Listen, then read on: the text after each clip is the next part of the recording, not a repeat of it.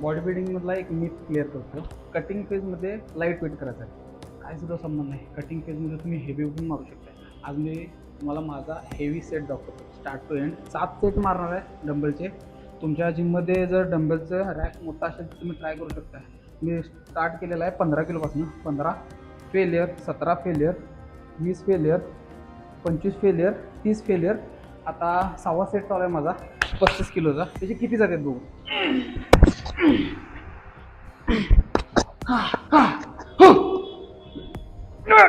ओय